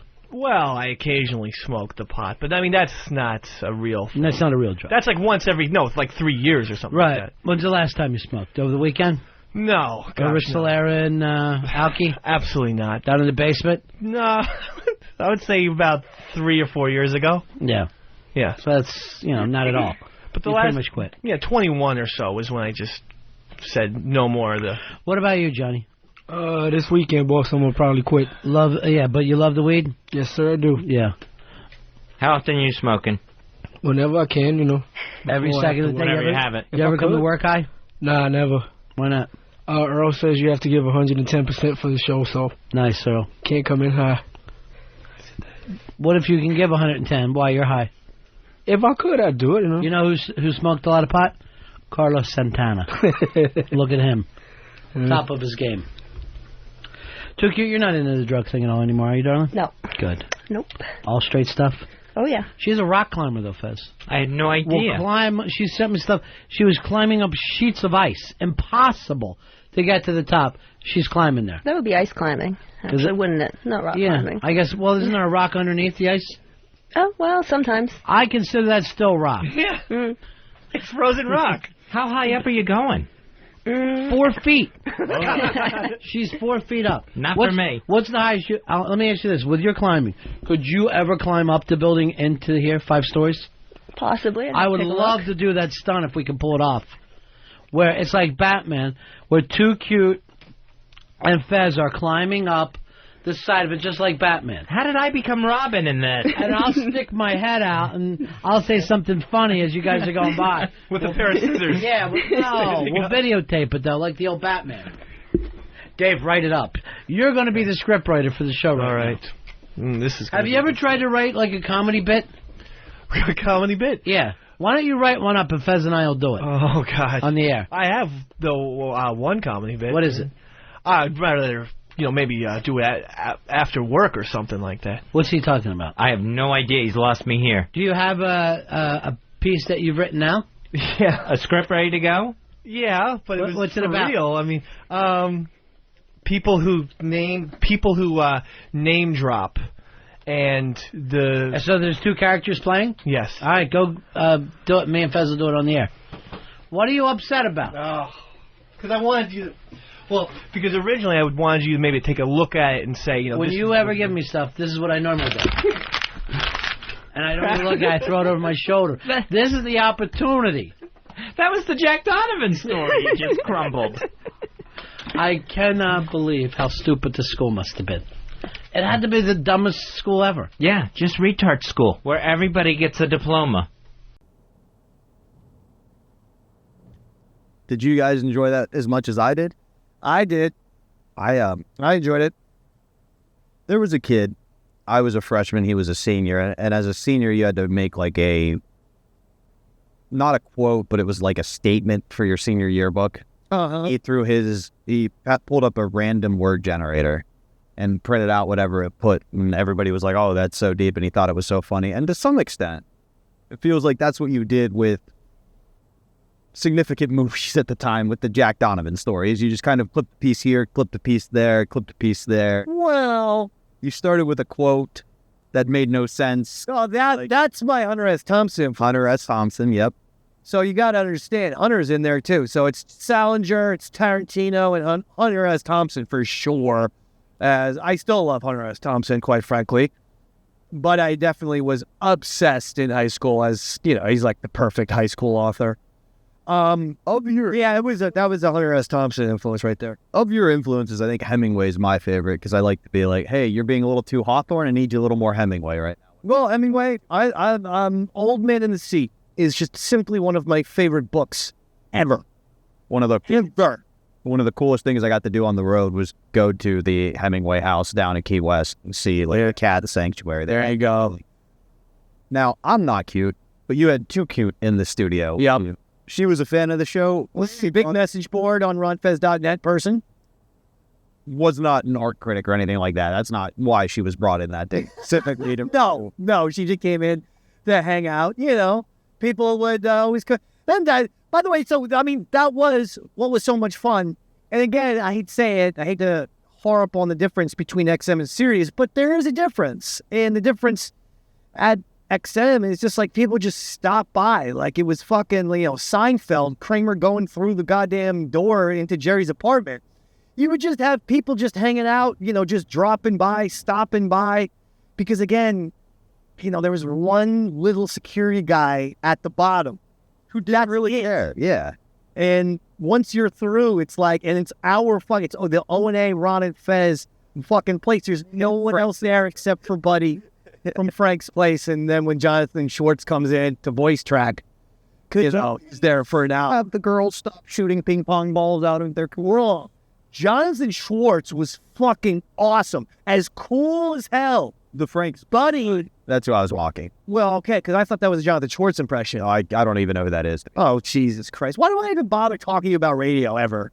You're so radio illiterate. It's not even funny. Do you know who Cousin Brucey is? I do know who Cousin Brucey is. Because I promise, the day you pull up a Paul Harvey reference, I am going to... I'm not Paul Harvey, and that's what's in the news. I'm Paul Harvey. You fucking think I don't know Paul Harvey? Now you know the rest. Yeah, I know Paul Harvey. Gee. I'm just saying, that's my type of radio. You want to pull out what's All right, so because you like Paul Harvey, do you ever listen to Prairie Home Companion? No. Have you ever heard of Prairie Home Companion? I've heard of Prairie Home. Bullshit. Because my dad would tell me to listen to it because he was a Paul Harvey fan. I actually like Prairie Home Companion. This is going to be, you know how you threw yourself under the bus? Yeah, I'm going to do that right now. You want to know who my biggest radio influence was through like 8th grade? Go ahead. Delilah. Yes, the Midwest who would take requests and be like, I'm so sorry your husband's overseas right now. You know what? You're right. We're all sick and disgusted by you, so let's get back to the topic. So Cute Boots is... Too cute. I apologize. We had a guy in college who was called Cute Boots. Well, get the name right, though. Too cute. Too cute. There it is. Thank you. Too cute's in. And part of my favorite dynamic is her and Fez kind of gang up on you in a catty way. And it's very funny. Did you typically find that from the fans when they came in? That obviously the vibe of the show was oftentimes people were against Fezzy because he was doing things to be the heel. But when they were in studio, everybody loved him. Did you notice that more? Like, especially when Fez was having beefs with people, like, then they would come in studio and him to be the opposite of what you expected. Yeah, well, when you're in person, things are more, fun. Things are, there's Fez and there's Ron. It's just a lot of fun. But I think the thing about it was, I think why Too Cute, and Fez were good at, just going off, was because the best Ron and Fez listeners knew the show so well that they understood the premise of just go with the bit. And, I mean, I know Ron said that on the air, but he, sarcastically, if Earl would shut down something and not say something, Ron would say, thanks for going with the bit, Earl, sarcastically. The listeners were great at that, and, especially... Best in all of radio. 100%. And that includes Too Cute. So she, someone like that, she gets the show, and then if she and Fez, absolutely. Fez and a female could always make a very good tag team on somebody. Absolutely. It felt like he had better chemistry tag team with them. I mean, he could do it with guys, too. He could do it with the best of them. Well, yeah, let's not say better when his main tag team partner is Ron Bennington. Very point. What is that? Very good point. Funny. You fucking put your foot in your mouth all the time. Well, we did add the element of driving, so I don't get to think quite as much. Oh, yeah, right. I think I've done it in driving segments. Bullshit. Bullshit. We're making some pretty good time, too. We are, but so Jack Donovan gets dissected, and then we're not necessarily here to talk about the story itself. Oh, by the way, sorry to interrupt you. I apologize. Anyway, go ahead. No, I feel like you had something at this point. Yeah, just fucking with you. Were you really? Yeah. You didn't have something? Hey, wasn't that good? That was pretty good. Yeah. So, but we're not here to dissect specifically the story, the plot, all that, but it is kind of symbolic of bits that you produced for the Ron and Fez show as a whole. Yeah. Because as long as you put the effort in, it would either be celebrated if it was great, or it would be mocked and be content for the show. Well, I think one of the things that happened with Ron Fez, which, it was a good thing, I guess, is we would have very long post-show meetings, but what would happen with those is that you would just end up talking and saying, oh, I used to do this shit. Oh, I used to do that shit. Do you have any tape of that? Do you have a copy of that? Oh, you do? Oh, bring it in. So inevitably, post-show meetings would descend into bullshit talk, but that bullshit talk was not always, but oftentimes really good show prep for the next day. That makes perfect sense, because the idea is like, oh, Dave said he had this magazine that he's... Yeah, because you can't just bring up stuff randomly. I mean, they're talking about something, and what am I going to say? Hey, guys, I was the editor. How would you put that into any conversation? Yeah, exactly. You're not going to just bring that up out of the blue. Yeah. But was going to say, one of the things I thought was funny is one of those very bits is occurring at the same time you are dissecting Jack Donovan. it ended up becoming something that people still talk about. But it was Roberto was suspended in water outside of the studio because he was making fun of David Blaine. And that he was paying tribute to David Blaine, his hero. Roberto, the puppet, loved David Blaine and was inspired by his amazing magic abilities that Roberto, the puppet, wanted to be the puppet version of David Blaine. I apologize. Yeah, he's not mocking David. I thought you had finally mastered a mocking metaphor. No. And clearly David Blaine put a puppet of himself in water to make it look like 3 days. Let me put a puppet. No. That would have been good. No, I mean, I think my way is a little more comical. Very comical, and that's why you're the funnier of two of us. That's what they said. Let's not go there. Okay. Sorry for the compliment. I don't like compliments. I don't like insults. I don't like anything. Now, let's just, What? You. Oftentimes, you bring more from your personal life to the air than most. Oh, do I? In a complimentary way, yeah. It's cost you things. It's created problems. Absolutely, it's a double-edged sword by far. But create some friction sometimes. Did anybody from your high school reach out after hearing this on the air? Would be my question.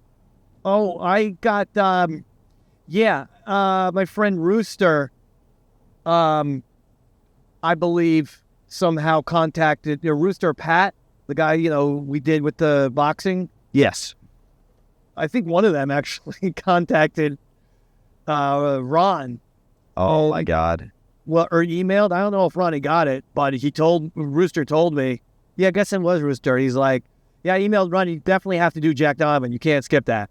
Just because he wanted to see me get roasted so much. I mean, of course. Because the first day was the poetry and I guess the token maybe. But yeah, the Jack Donovan was the second day, and he was like, "Hey, Ron, definitely don't let him get away with without fucking hearing the Jack Donovan. You will rip that apart." That's amazing. Oh yeah, it's great when your friends and relatives do that. Well, I would say I feel like that friend, got the Ron and Fez show like you were talking about with two. I know. Now sometimes we both know friends and family who will step across that line, and you have to be like, "Whoa, that's a bit too much." Yeah, and that's never fun for you. Yeah, it's the worst. Well, that we've kind of talked about it, let's get into the plot of Jack Donovan and we'll get out of here. All right. It opens with a Pop-Tart quote. Where the fuck did that come from? I don't know. Stupid brain. Reading Hunter S. Thompson. Bugs. Yeah. And then you've got the idea of this mysterious man that nobody really knows what he does in the town. Okay, so that is more a ripoff of Apt Pupil, the Stephen King novella turned movie with the guy who played Gandalf, Ian McKellen. Did you ever see that? I've not seen that one. It's about this guy mentors this kid, but then the kid starts finding fucking Nazi paraphernalia, and it turns out he's like a legit former big-time Nazi hiding out in this small-town America. I've fucking awesome. That. I dig it, to be honest with you. So that's a Nap Pupil rip. Okay, that makes sense. Then he reveals to you this mysterious item in a briefcase. Pulp Fiction. Obviously. He passes away unexpectedly, but you still have that thing that brings you joy. Could be Field of Dreams. Could be Field of Dreams. A bunch of these oil paintings he did that don't really tie into the gift he gave you, but seemed important. Any idea where that may have been? Yeah, he had these oil paintings. Right around this time, it was always playing on HBO, a movie called Basquiat. And it's about the French, New York graffiti artist, Jean-Michel Basquiat. And I think the paintings was a ripple. I was thinking about paintings and artwork with this Basquiat character. Now, you throw up at one point when he shows you the paintings. And Ron seems to think that this was indicative of something that happened to you, where a gentleman invited you into his house and then did something that made you throw up and left you with a gift you'd never forget. Do you see what the allegory Ron was alluding to? Say that again. Ron says you wrote a story where you go to a guy's house. He shows you something. Yeah. You throw up. You know, gives you a special gift you cherish with you the rest of your life. Oh, so yeah, he's inferring something bad happened. Yeah. Like Catholic churchy, and I wasn't altering. You wrote this at Christian Brothers High School. No, I think that I'm thinking James Earl Jones in The Sandlot. Really? I mean, there's nothing original about this fucking thing. Remember James Earl Jones? You know The Sandlot. I love The Sandlot. That's your kind of generation. But I actually dig that. It's a great movie. Yeah, I actually am a Sandlot fan. It's a classic. Yeah, the James Earl Jones character, that part, definitely James Earl Jones scene and ending of Sandlot. Boom. That makes sense. Yep. Now, Fez actually gave you an idea. What a collage of pop culture stuff, though, when you think about it. I mean, in one way, this is impressive. I'm ripping off so much shit. Yeah. It's like, now I'm starting to be impressed that I'm ripping off Tarantino, J.D. Salinger, Hunter S. Thompson, The Sandlot. I mean, this is starting to get impressive. If you had made it a comedy, it would have basically been like Scary Movie. You know what I mean? Where you're like parodizing everything. Or, well, that's the problem, is that I thought I was being in earnest. I didn't realize all this ripping of the off. But, what I see it is like it was a literary mashup before anyone knew the term mashup. Okay. Is that fair? That is fair. All right. One of my favorite parts that I skip past, and I just got to bring it up because it's literally just something every high school kid does and thinks, oh, that's so creative. Yes, but keep your eyes on the road. Now the rest of them saw you. Look over here. All the Tales from the Satellite fans. Could have been checking my mirrors. No, you weren't. No, I was checking my reflection. But go ahead. At the point before he shows you the paintings, you go, he drew back the curtain, and there it was, a bunch of dead bodies. No, it wasn't dead bodies. It was actually oil paintings. And as a high school, you're like, that's such a good twist, but you just didn't. I bailed. Fez at that point goes, I bailed on it. Wouldn't it have been better if you did it the other way? It would have been way better. If he was like, let me show you my oil paintings. Those aren't oil paintings. Those are dead bodies. Yeah, that would have been significantly better. I don't know why I wrote that down. It's not good. You can't do a twist and then be like, hey, just kidding about the twist. Twist's not real. Now, Fez actually gives you some advice that you say could save the entire plot. All right, I like that. And my question as we end this episode is, do you think that you could still do that? Fez's idea is basically he's blind. Well, I thought I made him blind. That's why I was saying James Earl Jones and Sandlot. He's not blind? Maybe I failed to write that down. I don't think you wrote that down, yeah. That's so funny that Fez said that, because that's James Earl Jones in The Sandlot. And he said, basically what your ideas came together to be was, if he's blind and then he shows you the oil paintings and one of them's of you. Oh, God, that's great. Through the window. So he's like a fucking stalker. But he's never seen you because he's blind. So how does he know what you look like to paint you? That is so fucking good. I want to rewrite Jack Donovan immediately. Well, after what I'm sure will be a plethora of audio and video difficulties with this, maybe you should so we can attach it. No, listen, don't wait for it. We're not doing it. We got a lot to do.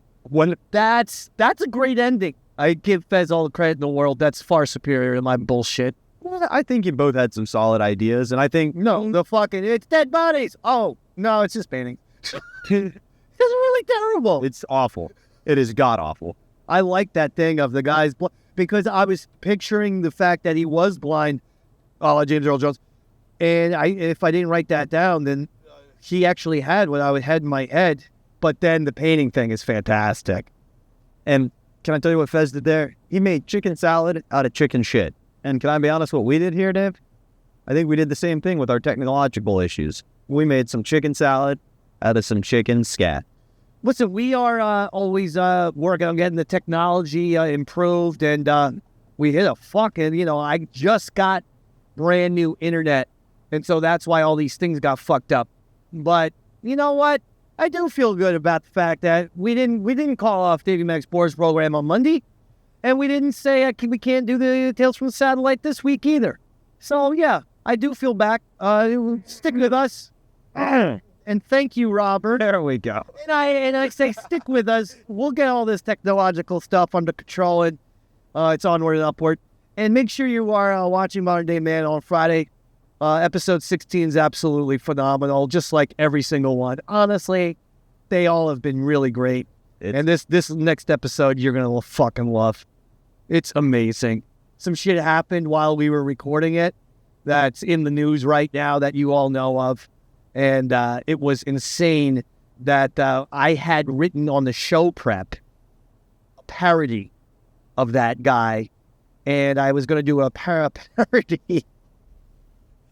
Thank God. I didn't do that one. Yeah.